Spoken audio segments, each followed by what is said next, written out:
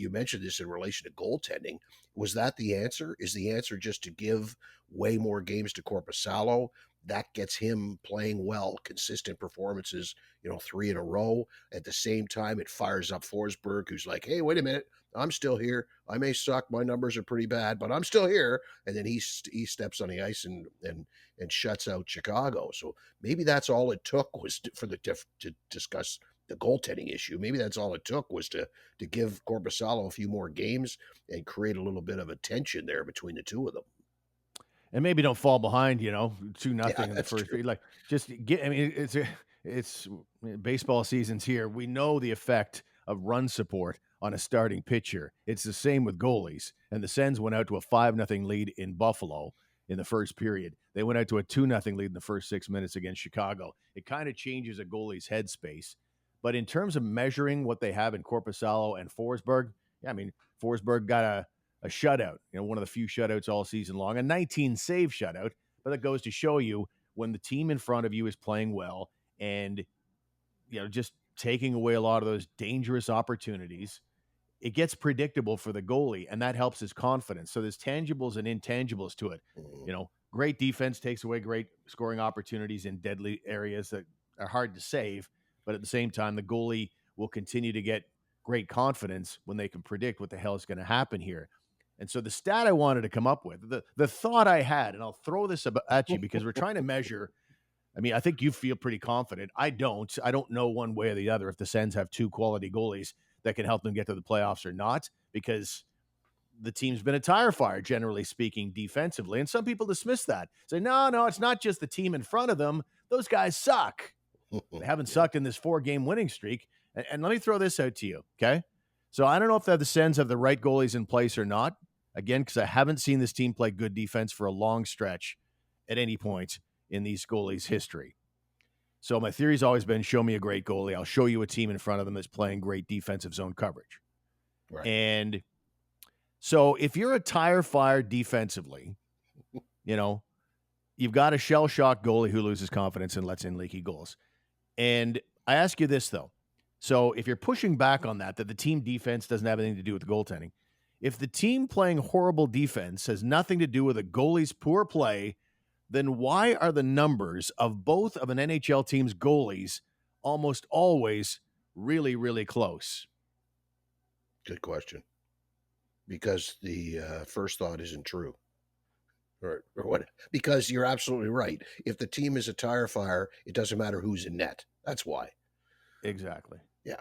Now, when a team is really, really, really good, and they've got that one goalie who plays like 60, 70% of the games, and he's got incredible stats, and then you look at the backup, and the backup doesn't have great stats, that's because the backup isn't as good as the starter, plain and simple. Right, like all those years of, we talked about this last week, all those years of Marty Brodeur playing 70 games, Chris Terreri's stats weren't that strong. Still better than your average guy around the NHL, but we're nowhere near Marty Brodeur numbers. But on a crappy team, both goalies will usually have crappy stats. Both goalies on good teams have good stats too. In good, general. Good, but not necessarily the greatness of one versus the other. Well, I'm going to have to take you down. Oh, wait a minute. Boston, I guess, right? Let me go through. What I've done is I've set up the top. There's a couple of. It was a trap. There's a couple, but my point was, it doesn't matter if you're good or bad. It seems like the goalies on any given team, they mirror each other. It's like, okay, does that team have like universal terrible evaluation of goalies? Or on the upside, does that team have universal excellence when it comes to evaluating goalies? I don't think that's the case. I think it's just a case of the team is playing great. The goalies are great. The team's playing terrible. The goalies are going to be terrible. Anyway, the point is, here's the upside of things. Here's the sort of top end. I've got the top 10 save percentages among goalies who've started 35 games or more. Okay. All right. So with Winnipeg, that's the Sens opponent, Saturday night out in Manitoba. You got Hellebuck as a starter. He's got a .920 save percentage. Laurent Brossoit, he's .927, even better. Even better. Okay.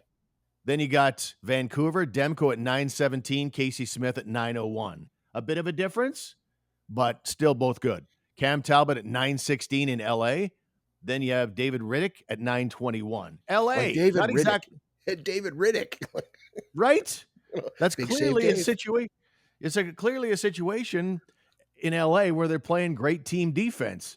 You know, Korpisalo was there last year and his numbers were good. Mhm. Talbot was here last year. His numbers were bad. He goes to LA. They're good again. And Riddick, he was called up in the minors, I think, at one Yeah, point Big this Save season. So Dave, he's not exactly a superstar. no, you mentioned Boston, Swayman and Ullmark, both around the same 916 and 914. In Florida, Bobrovsky at 914. Anthony Stolarz was in Anaheim last year. Look up his save percentage. He was absolute garbage for Anaheim last year, and Stolarz is at 925 now that he's on a cup contender. You know, I can go on Yeah. because it's getting boring, but I think my point is made that, in my opinion, you can't dismiss what's going on in front of the guy. You know, Mhm. part of what's going on in front of the guy is what's the reason for his fate, what statistically or from an opinion standpoint in the market. You know, I hate that guy. I love that guy. Can't get too excited about goalies, and you can't get too down on goalies without measuring out what they're playing behind. But I wanna see one stat. I want to, and I don't know if any analytics teams or major corporation analytic corporations keep this stat. I want the "Oh my god, he should have frickin' stopped that one" stat. Right. And I truly believe that the Ottawa Senator goaltenders lead the NHL in giving up the "that should have never gone in" goals.